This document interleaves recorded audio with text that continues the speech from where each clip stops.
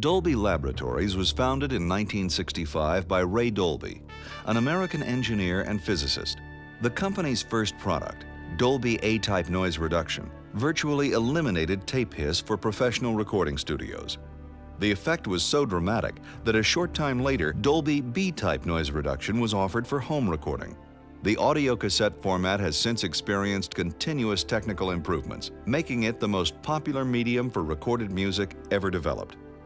The company then turned its attention to improving sound for motion pictures. And when Star Wars took the world by storm in 1977, so did the system that provided the exciting sound effects, Dolby Stereo.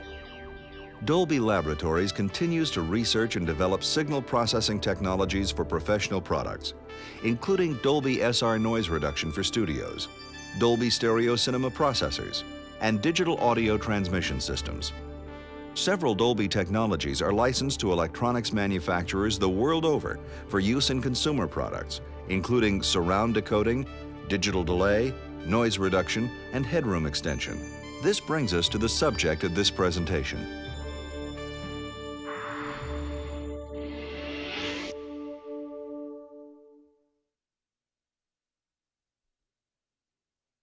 In real life, we have a fixed field of vision in front of us, but we hear sounds from any direction. When we go to the cinema, the large screen fills our view with picture, and sounds come from all around, giving us a lifelike experience. By having control over everything we see and hear in the cinema, movie producers involve us in the story to a degree unmatched by any other medium. In a Dolby Stereo movie theater, 3 speakers are used behind the screen to place sounds anywhere from left to center to right, following the on-screen action. A 4th channel, played over speakers surrounding the audience, creates ambience and special effects. A way was needed to put these 4 channels of sound onto the films shown in theaters. 70mm prints can handle up to 6 tracks easily, but these are rare due to their extreme cost. The more popular 35mm prints, on the other hand, have room for only 2 of the 4 audio tracks.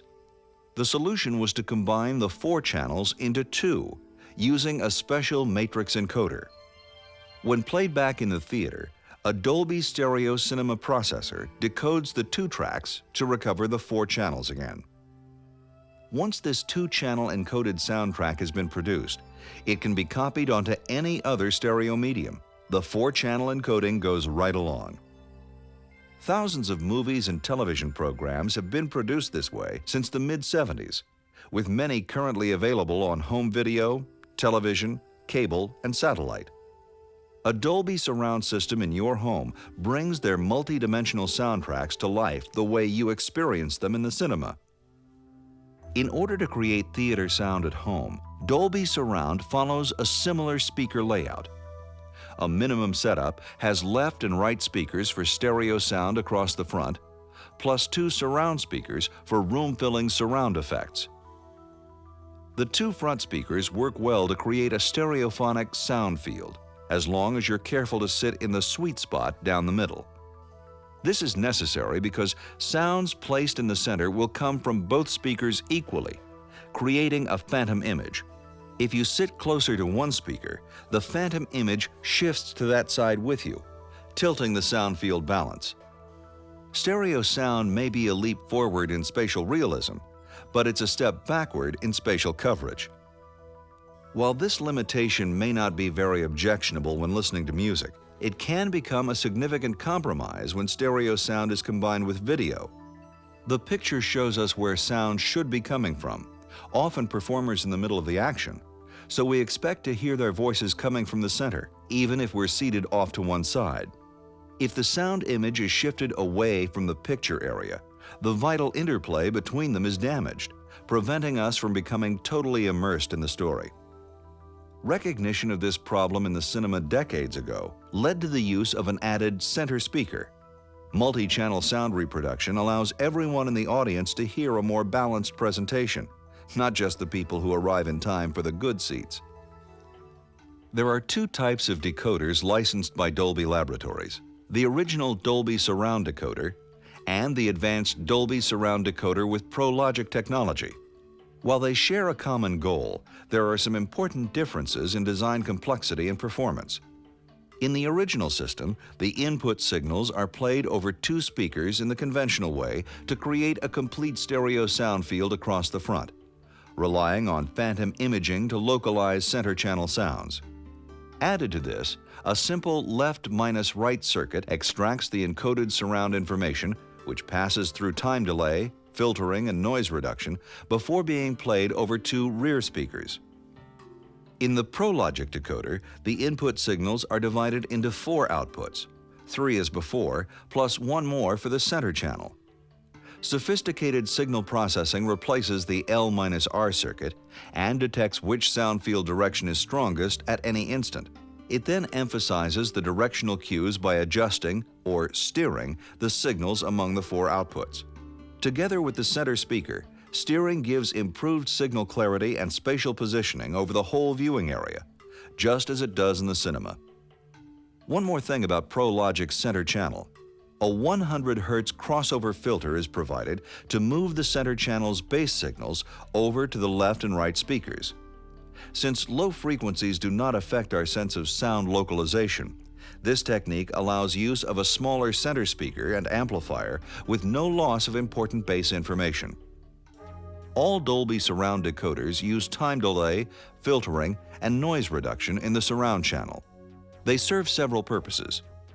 Due to limited channel separation in the matrix encode-decode process, some sounds intended only for the front channels will leak into the surround channel. Time delay ensures that surround sounds arrive at your ear just after the front sounds, making any such leakage much less audible.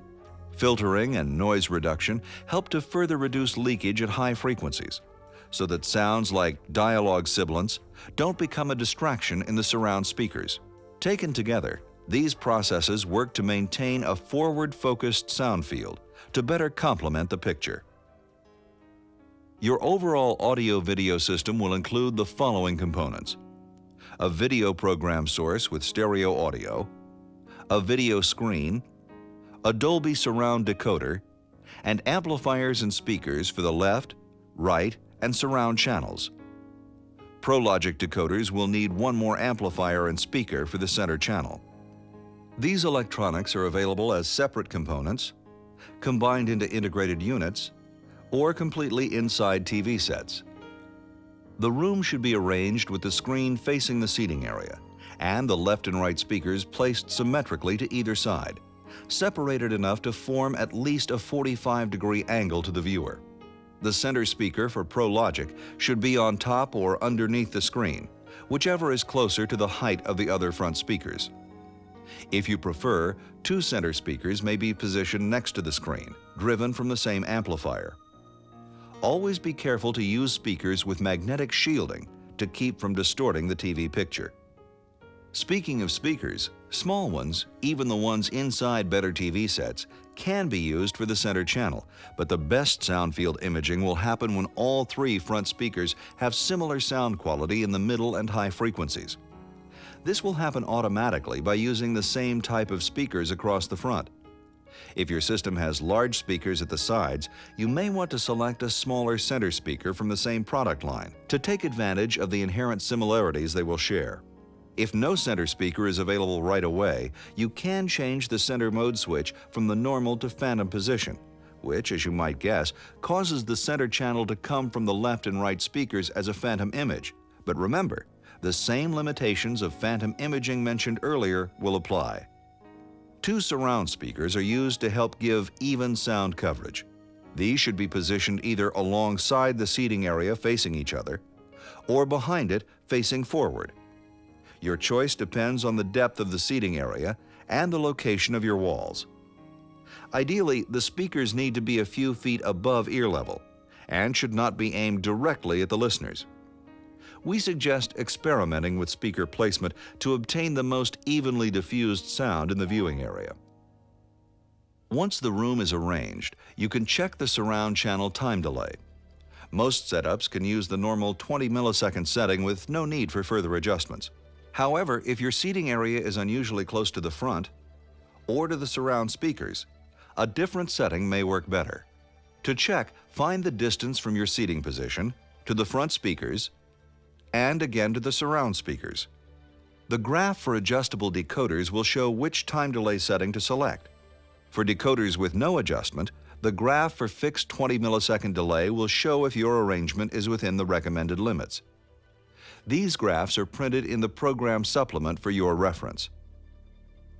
To get proper spatial effects, the speaker levels need to be balanced.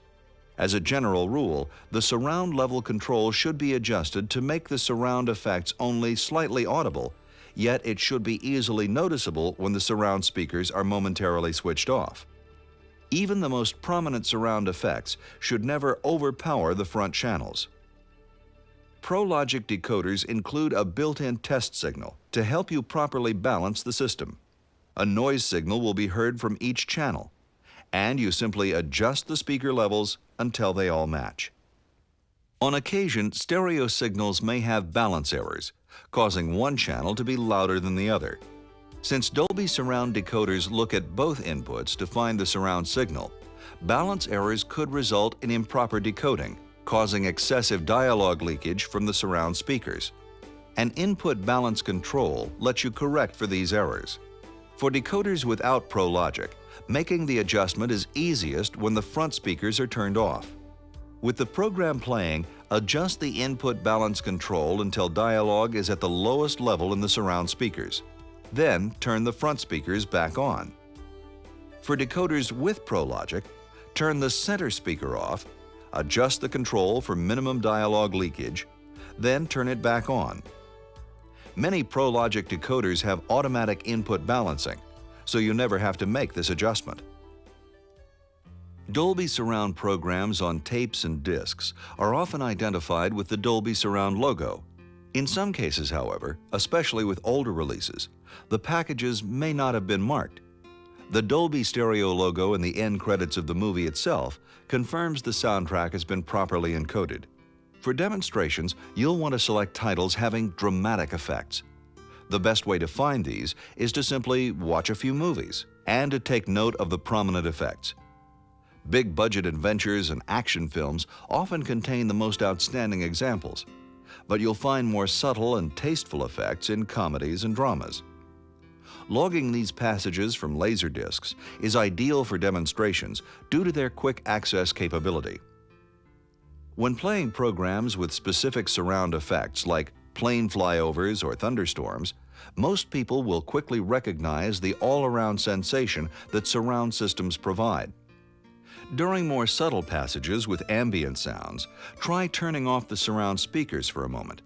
Once the effect is taken away, it's easy to appreciate the benefits of the system. One way to show the advantage of ProLogic is by the effectiveness of the center channel speaker.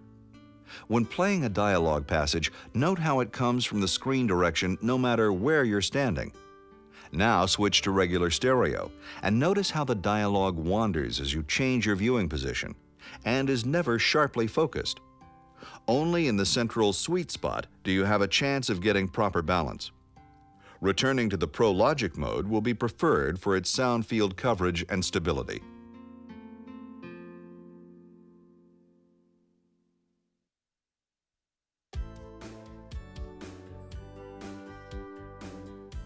In the section on Dolby Surround, we discuss stereo sound for television and how phantom imaging can lead to imprecise localization.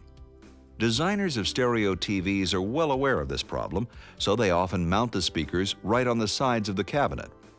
This succeeds in keeping the sound focused near the picture, but at the expense of sacrificing much of the stereo effect in the process.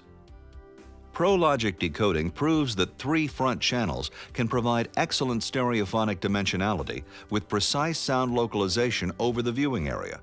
However, not all programs are recorded in Dolby Surround, and not everyone is interested in a home theater, certainly not for every TV in the house. Many television viewers simply want the best stereo sound possible. Dolby 3 Stereo solves this by using modified ProLogic processing in a 3-channel format: left, right, and center. Television programs recorded in true stereo automatically contain center channel information like dialogue and other important sounds.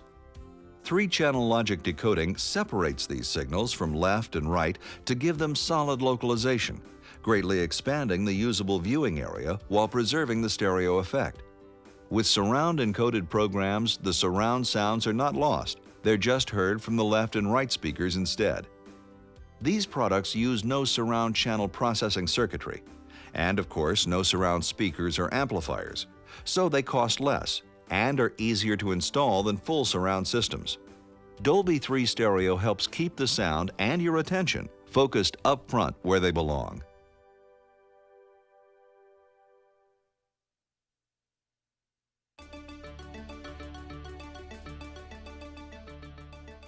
One of the key elements in Dolby surround decoders is audio time delay. Now that digital signal processing technology is commonplace, several kinds of digital delays have emerged, and they all operate in basically the same fashion. First, the analog signal is converted into a digital bit stream. The series of pulses is read into a computer memory chip, stored there for a specified delay time, and then read out again to feed the digital to analog converter. The result is the same audio signal, only delayed. You've heard that digital technology is perfect, and this is true once the signals have become digitized for passing through the memory. Where digital circuits differ so greatly in cost and performance are in the methods used to convert back and forth between the analog and digital domains. In this regard, all digital systems are not created equal. 16-bit PCM, the standard system used in compact discs, is certainly an excellent technology, but it's also one of the most expensive.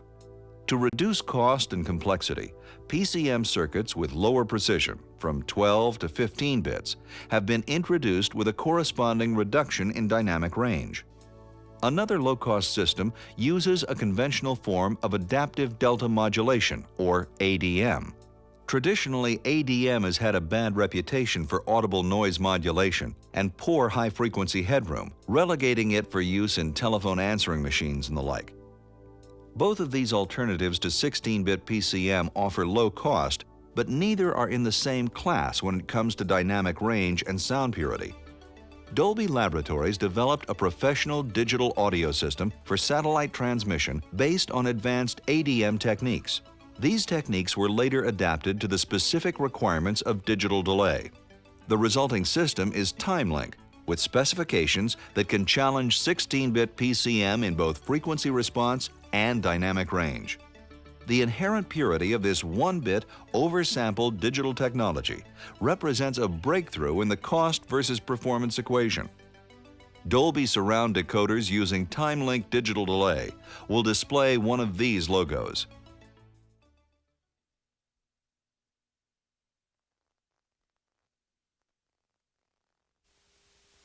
Tape hiss. It's the noise caused when magnetic particles on recording tape move over the playback head. In audio cassettes, tape noise is loud enough to be annoying, especially beneath soft passages of music or between songs. But notice that as the music gets louder, the noise is no longer audible.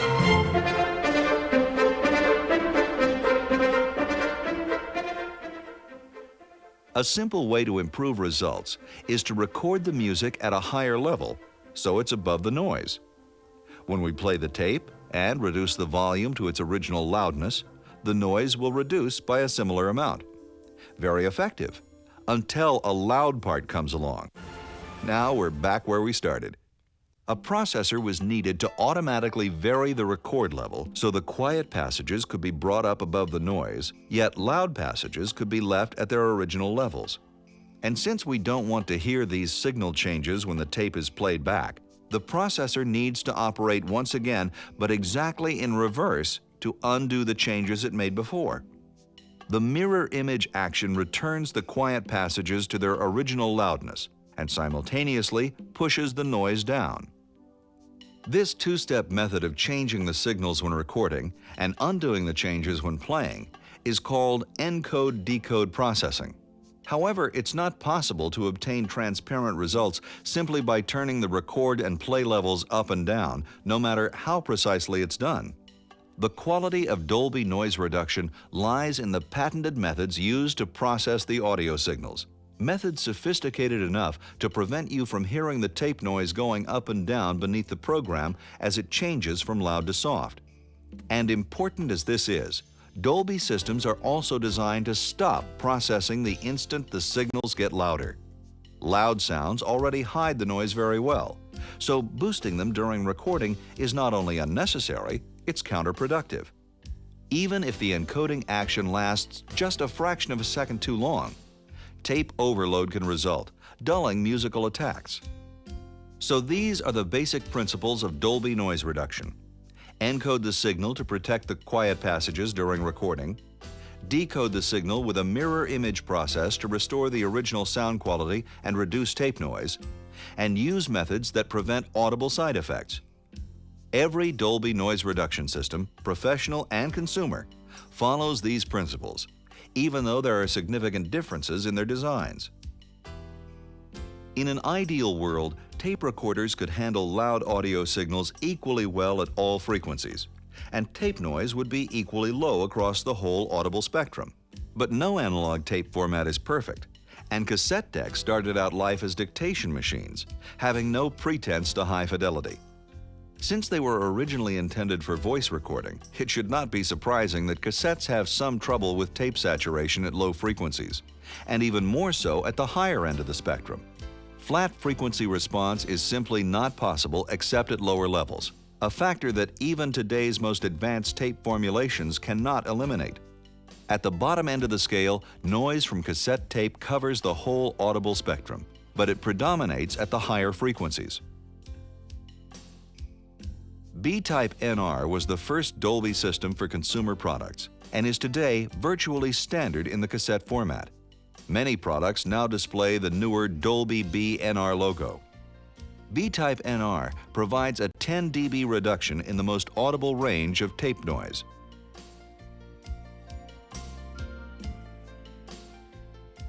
C-Type NR adds a second stage of processing, which fully doubles the noise reduction effect from 10 to 20 dB and covers more of the frequency spectrum. Additional circuits help to reduce tape saturation when recording high-level, high-frequency signals. C-Type NR enables you to record from compact discs with virtually no audible tape noise. Products with C-Type NR also offer B-Type, so you can easily record proper tapes for your B-Type headphone or car units and use C-Type for more demanding conditions at home. During the 6 years after C-Type was introduced, Ray Dolby continued his research into yet more powerful processing techniques to reduce noise and to better preserve the inherent purity of analog sound on tape. This culminated in the Dolby spectral recording process, a significant advancement in the quality of professional recording and movie sound. Optimizing these new techniques for consumer tape formats led to the 1990 introduction of Dolby S-Type. While S-Type does provide somewhat more noise reduction than C-Type at high frequencies, it is our first consumer system to introduce a separate noise reduction stage for low frequencies. It also has anti-saturation circuits to protect the tape from overload at both high and low frequencies. All this results in lower noise and lower distortion across the whole frequency spectrum. Special efforts were made to give S-Type much greater capability in signal analysis to go along with its increased processing power. During encoding, S-Type dynamically alters the signal as little as possible so that less treatment is needed to decode it perfectly, resulting in a greater purity of sound. To let you hear how far we've come in 2 decades of evolution, first listen to the S-Type noise floor, then to the original tape hiss levels we started with.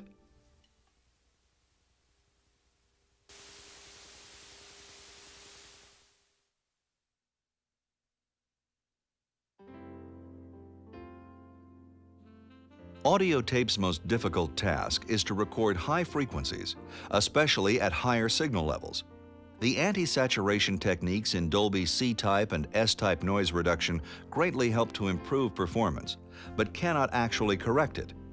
HX Pro works to achieve this by letting magnetic tape operate with greater signal carrying capacity at high frequencies, hence the name headroom extension.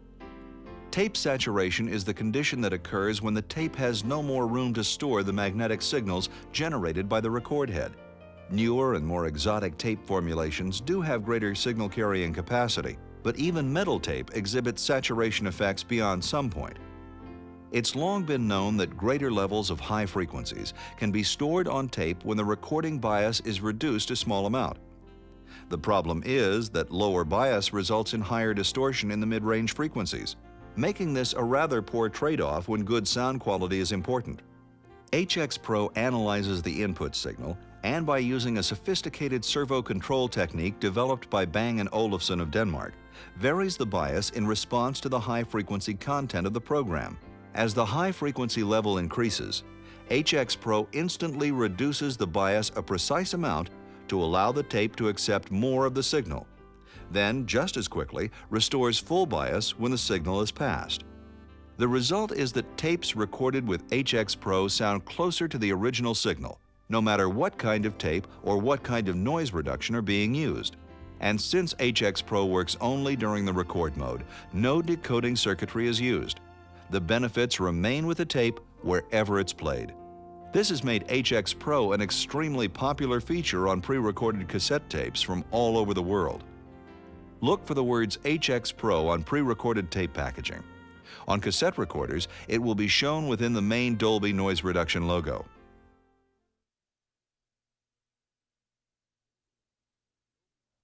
Dolby Laboratories is involved in almost every aspect of sound storage, transmission, and reproduction, from music recording studios to neighborhood cinemas, from satellite transmissions to home audio and video program sources. We hope you found this program informative.